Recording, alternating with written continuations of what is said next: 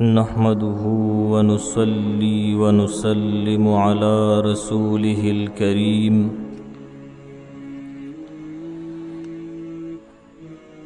अम्मा बादु फ़अऊज़ु बिल्लाहि मिनश शैतानिर रजीम।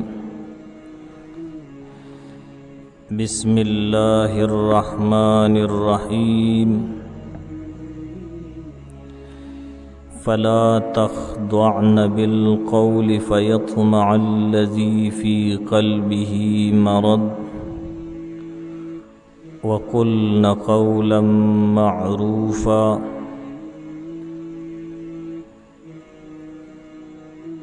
आमन्तु बिल्लाहि सदक़ल्लाहु ख़ालिक़ुनल अज़ीम व बल्लगना रसूलुहुन नबियुल उम्मियुल करीमुल अमीन व नहनु अला ज़ालिका लमिनश शाहिदीना वश्शाकिरीना वल्हम्दुलिल्लाहि रब्बिल आलमीन। दरूद शरीफ वाए। अल्लाहुम्मा सल्लि अला सय्यिदिना मौलाना मुहम्मद व अला आलि सय्यिदिना व मौलाना मुहम्मद व बारिक व सल्लिम व सल्लि अलैहि। अल्लाहुम्मा सल्लि अला मुहम्मदिन अब्दिका व रसूलिका व सल्लि अलल मुअ्मिनीना वल मुअ्मिनाति वल मुस्लिमीना वल मुस्लिमात।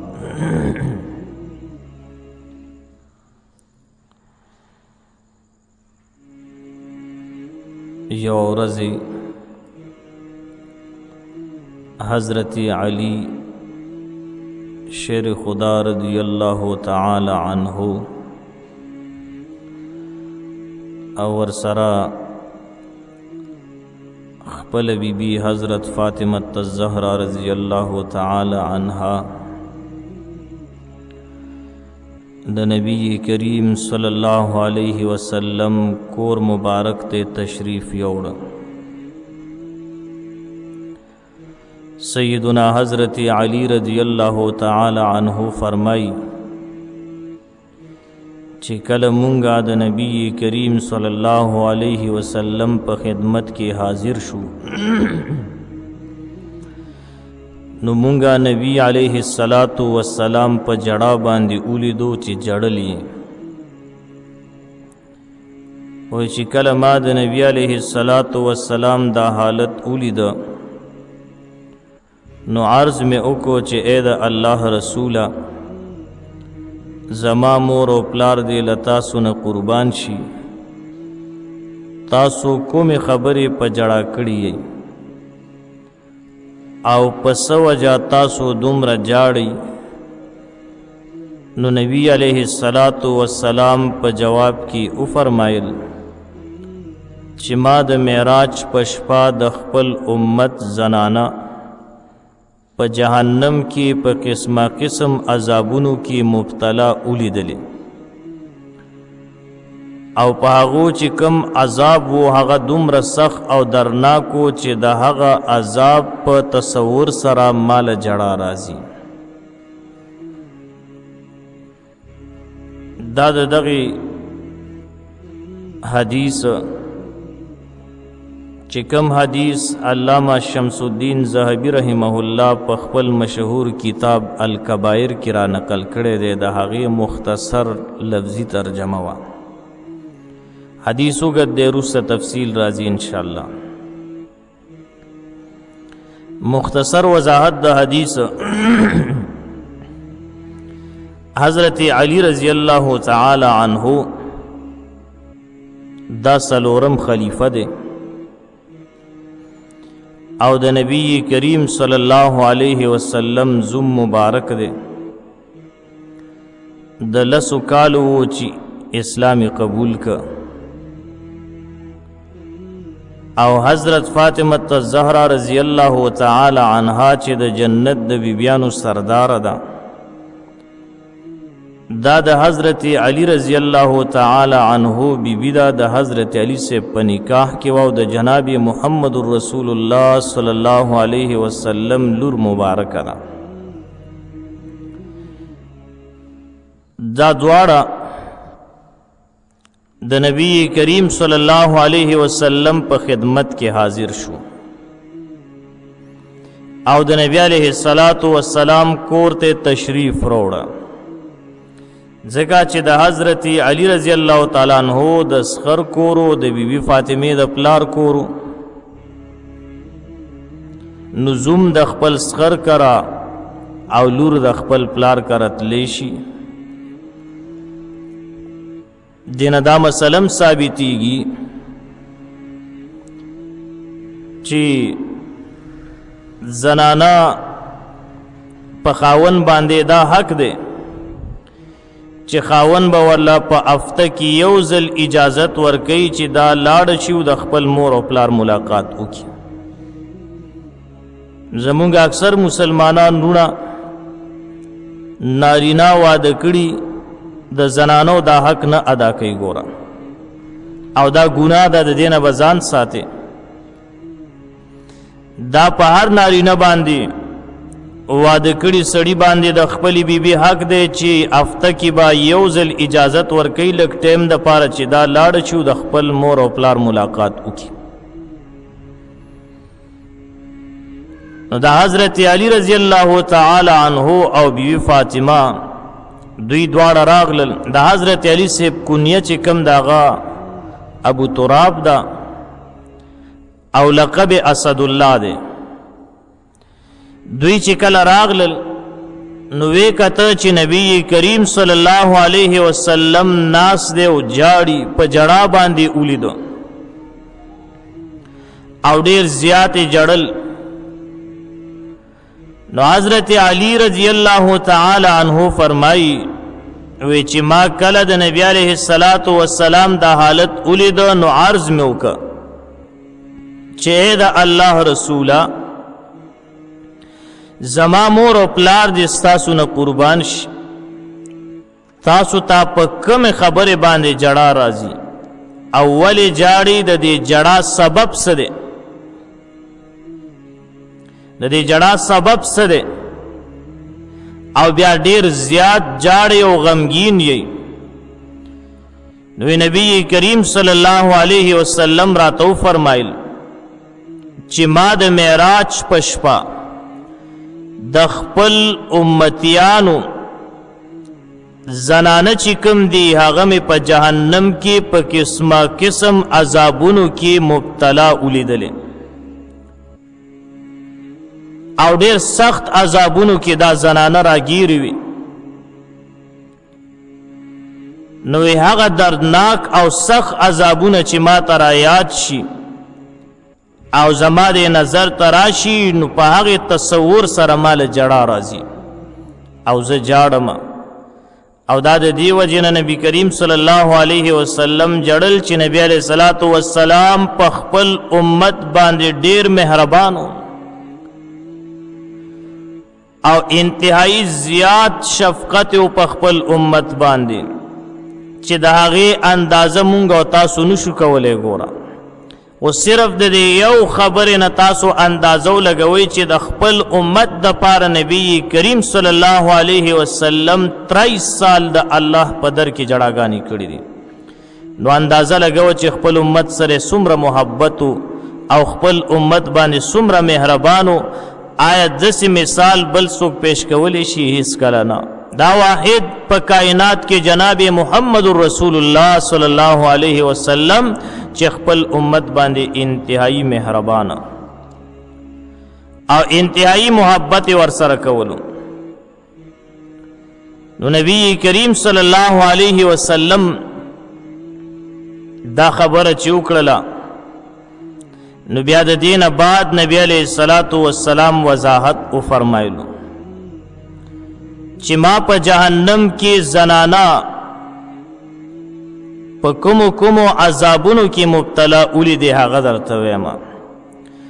نو بیا فرمایله ما یو ښځه په جهنم کې په داسې حالت کې ولیدا چې هغه د خپلو ویښتو نه راځوړنده وه او د هغې مازغه د کټوۍ په شان خوټ کېدل.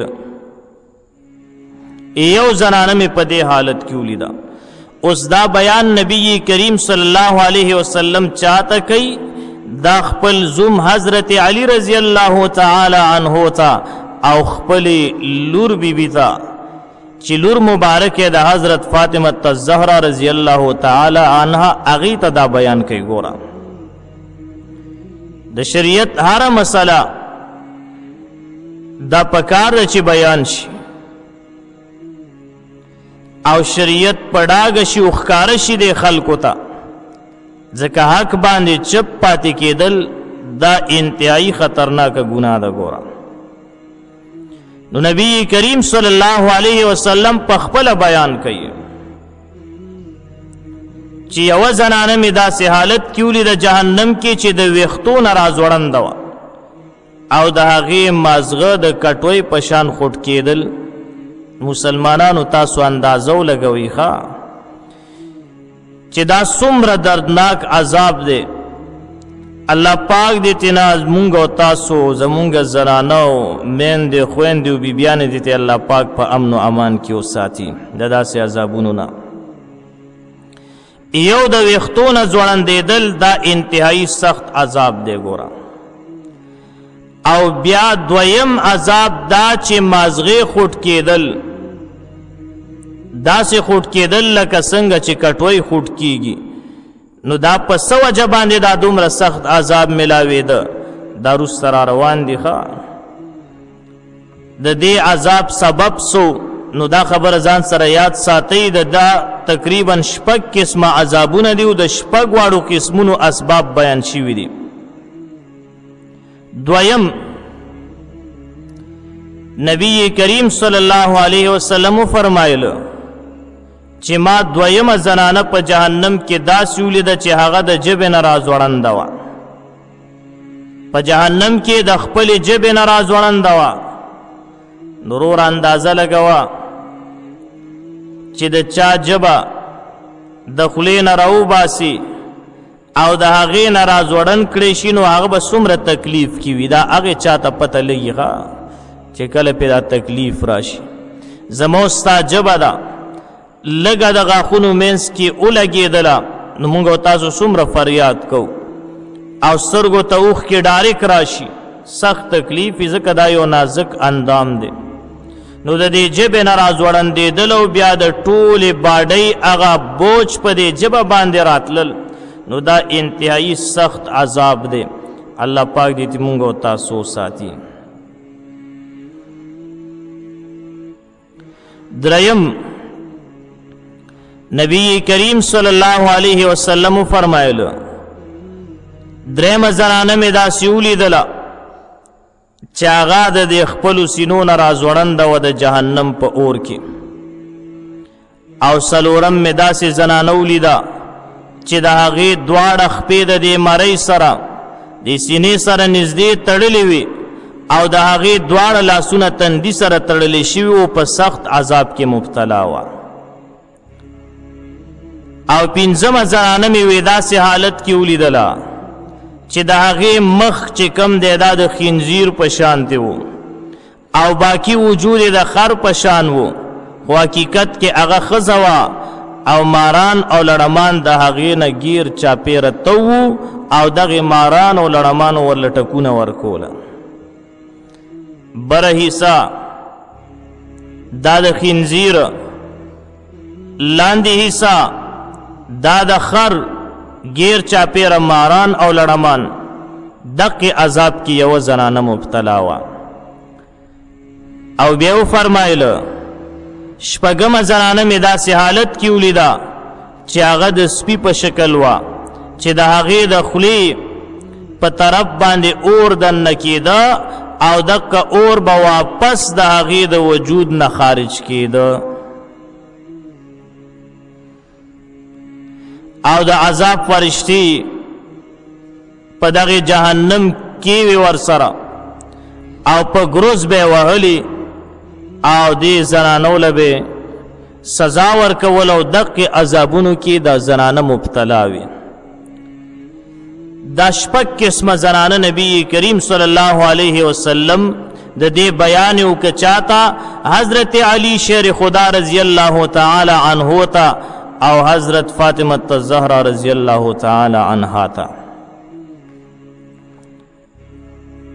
چې کله دا بیان وک نو بی بی فاطمی رضی اللہ تعالی عنہ فرمائل او عرض کو چې اے ابا جان په دې ښځو باندې دا عذاب چې و دا د کومو اعمالو په وجه و د دې زنانو اعمال سو چې د هغې په وجه تاسو هغوی په سخت عذاب کې ولیدلې نو اوس هغه اعمال نبی کریم صلی الله علیه وسلم بیانوي دې دپاره چې زما د امت زنانا د دقې اعمالو نه ځان وساتي او جهنم ته د تلو نه بچ شي جهنم ته د تلو نه بچ شي دا دې دپاره نبی کریم صلی الله علیه وسلم بیانوي او دې دپاره حضرت فاطمه زهرا رضی الله تعالی عنها تپوس وکړه چې د امت زنانه د دې نه خبرداری شي او د دغه ګناهونو نه ځان وساتي نو چې کله بیبي فاطمه رضی الله تعالی عنها تپوس وکړه د دې په جواب کې نبی کریم صلی الله علیه وسلم ارشاد فرمایلو چې کومه ښځه ما په جهنم کې د ویښتو نه راځوړند او اویزان د ولیده او د هغې مازغه د کټوۍ په شان خوټ کېدل هغې له دا عذاب په دې وجه میلاوېده چې دقه زنانه به د کور نه بهر کېده نو سرتور سر به راوتله ویښته به یې ښکارېدل د زنانه ټول وجود چې کم دی هغه ستر دی هغه عورت دی دا به د ستر او د پردې انتهایی زیات خیال ساتي انتهایی زیات خیال وساتي بے ستری به نه کوي بے پردگی به نه کوي نو نبی علیہ السلام او فرمایل دې زنانه کې دا ګناه موجود وا چې د دې د سر ویښته به ښکارېدل او دې د خپل سر ویښته چې کم دی د نامحرمه سړو نه به یې پټ نه ساتل نو په دقې وجه دې ته دا عذاب میلاوېده اوس دې دور کې به مونږ او تاسو وګورو چې آیا دې دور کې کمې زنانه دي کمې میندې او خویندې دي هغوی د خپلو ویښتو د ستر او د پردې خیال ساتي او که نه ساتي راشه د بیبي فاطمې رضی الله تعالی عنها هغه پرده وګوره د هغې ستر وګوره جنتی بیبي ده نبی علیہ السلام فرمایي د جنت د بیبیانو سرداره ده خو چې کله به راتله نبی کریم صلی الله علیه وسلم کرانو اکثر به د شپې په حالت کې راتلله او چې راتلله به نو علما لیکي چې یو خادم به شاته را روانو یا خادمه او د بیبي فاطمه رضی الله تعالی عنها په قدم باندې به قدم ایښودو چې د هغې به فرمیل چې زما د قدم چاپ هم چرته پردې سړي ونه ګوري اوس خو مونږ او تاسو دعوې کوو په خبره باندې پوهېږي او خاص کر روافظ او شیعګان خو لیکن محرم کې بیا د هغوی د ستر او د پردې حال وګوره چې څومره پرده کوي بیا خو سرکو له راوتي زنانه هم راویستي ځانونه وهي او دا کم کتاب کې راغلی دي الله پاک دې مونږ او تاسو باندې رحم وکړي نو زنانه دا به د ستر او د پردې انتهایی خیال ساتي د دې ټول وجود دا عورت دی نو وروره یو ستر دی او یو پرده ده دې دواړو کې مختصر فرق دی دې کې مختصر فرق دی د پردې حکم جدا او د ستر حکم چې کم دی هغه جدا دی اوس یوه زنانه په مانځه کې ولاړه د مونځ کوي نو د دې د مخ چې کومه حصه ده دا او د لاسونو تلی او دواړه خپې د ګیټو نه ښکته یعنې لاندې پنجې دې نه سیوا باقي ټول وجود چې کوم دی هغه ستر دی دا په مانځه کې پټوي او د دې په مانځ کې پټول فرض دی، ولې که په مانځ کې د سر څلورمه حصه ښکاره پاتې شوه او دومره ترتیب سره دومره مقدار سره پاتې شوه چې 3 ځله پکې سبحان الله ویل کېږي، نو د دې زنانه مونځ ونه شو. او یا یو زنانه داسې لوپټه په سر کړې وي چې هغې کې ویښته ښکاري، نری لوپټه وي د جالجټ یا بل یو او ویښتې پکې ښکاري، نو داسې لوپټه کې بلکل مونځ نه کېږي. د دې زنانه مونځ نه دی شوی، دا به دوباره مونځ کوي. او دا ځکه چې د ستر پټولو شرط نه پوره کېږي، دا به مانځه کې مکمل ستر او یا داسې لوپټه وي نری چې هغه 2 غبرګه راته وکړي او بیا هم پکې ویښته ښکاري، نو بیا هم د دغې زنانه مونځ نه کېږي. دغه رنګې لاسونه به مکمل پټ وي، که لستوڼي لنډ و سنګلې ښکارېدې بیا هم مونځ نه کېږي، لاسونه ترېنه بهر وو. نو مسله دا ده که څلورمه حصه سر یا څلورمه حصه لاس یا پنډۍ خپه وغیره دا دومره وخت دپاره ښکاره شو چې پکې تسبیح ویلې کېدی شو، نو مونځ یې نه کېږي. او مخ او د دواړو لاسونو تلی، دواړه خپې او ټول بدن د نامحرم نه پټول ضروری دي. دا د پردې حکم دی. وروسته به انشاءالله د دې تفصیل مکمل راځي. په دې کې بعضې فهرستونه به هم راځي چې چا نه پرده فرض ده او چا نه چې کوم دی ستر هم فرض دی. اب وروسته انشاءالله خپل ځای باندې راشي او ټول به انشاءالله د الله په فضل باندې د قرآني آیتونو په رڼا کې وایو. نو د پردې حکم جدا او د ستر حکم جدا دی.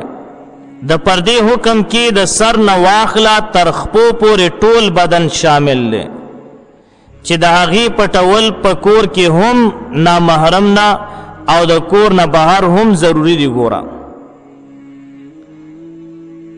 اوس نامحرم هغې کس ته ویلې کېږي چا سره چې د دې زنانه نکاح کېږي.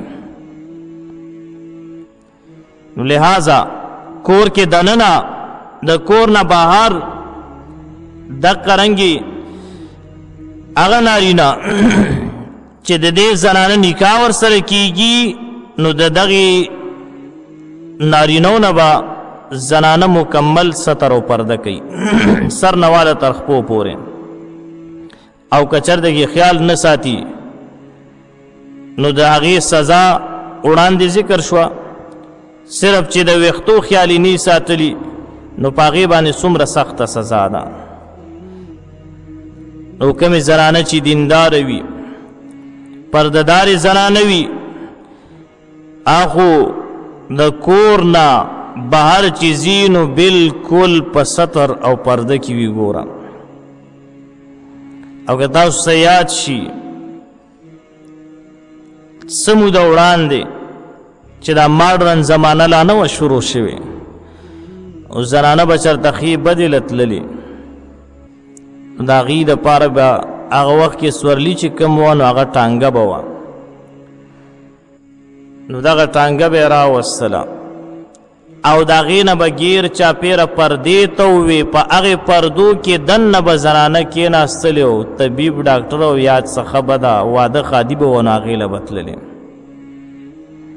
نو هغه وخت کې برکات هم زیات وګوره. یاد ساتي الله سبحانه وتعالی په بے حیايي باندې انتهایی سخت خفه کیږي. ګوره او اکثر عذابونه چې کوم راځي نو هغه د بے حیايي د وجې نه راځي. الله پاک دې موږ او تاسو کې حیا را پیدا کړي.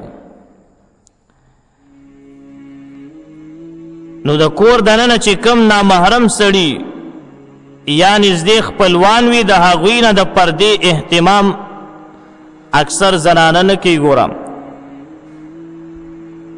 خو لیکن هغوی نه هم پکار دی ښه، لکه مثلا کور کې اوسیږي، لیور دی، د تره زوی دی، نو د دوی نه هم پرده پکار ده او دا اسانه ده. ځکه بعض خلک به وایي چې دا اسې مسله ده. وروره دا اسې مسله نه ده ښه. الله پاک قرآن کې صحابه کرامو ته فرمایي صحابو نه پاک خلک شته په دې دنیا کې؟ شته دی پاک خلک؟ نه. الله ورته فرمایي وَإِذَا سَأَلْتُمُوهُنَّ مَتَاعًا فَاسْأَلُوهُنَّ مِنْ وَرَاءِ حِجَابٍ. د آیات سره وسکی بیا الله پاک فرمایي صحابه کرامو ته اے صحابو کله چې تاسو د ازواج مطهرات د نبی علیہ الصلوۃ والسلام د بیبیانو نه غواړي یا د مسلې تپوس کوي فاسألوهن من وراء حجاب تاسو تپوس وکي د پردې نه شاته ګوره یو بل لمه ګورئ یو بل لمه ګورئ. نو هغه صحابه کرامو ته ازواج مطهرات ته الله پاک خطاب کوي چې د هغوی په پاکۍ باندې د قرآن آیاتونه نازل شوي دي.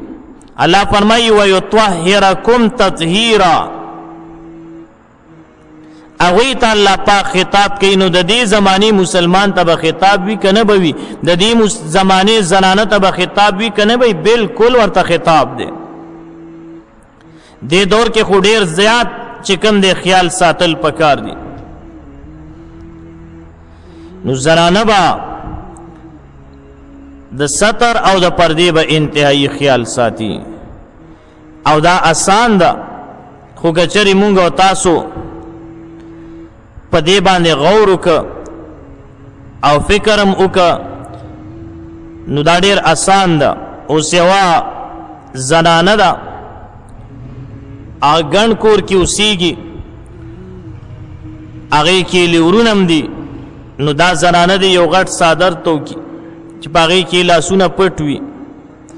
د قرنګې تر دې پورې مخې ته یو نقاب یو پرده ضرورت مطابق څه سودا وغیره یادوي. نو دا بلکل صحیح دې کې څه دغه نشته. خو لیکن د دې نه علاوه زنانه چې کوم د خپل لیور نه به هم ستر کوي. د نبی کریم صلی الله علیه وسلم نه د لیور باره کې تپوس وشو. نو نبی علیه الصلاۃ والسلام وفرمیل چې لیور خو مرګ دی، لیور خو مرګ دی. خو لیکن زمونږ او ستاسو زمانه کې داسې سپیره رواجونه را پیدا شو چې مونږ او تاسو د ستر او د پردې هیڅ خیال نه ساته او نه په دې باندې غور کو نه ور باندې فکر کو. نو بیا ډېر فسادات جنگ جګړې وغیره ټول د دقیق نه را پیدا کیږي. ګوره اوس لري یو خپل راشي بعضې زنانه دینداره زنانه وي هغې سره روغ جوړ نه کوي لاس نه میلاوي. نو د کور خلک بیا څه کوي یا چې کم کس راغلی وي میلمه هغه وایي چې هلکه دې زنانه خو ما ته ستړي مشي ونه که لاس یې میلاو نه که.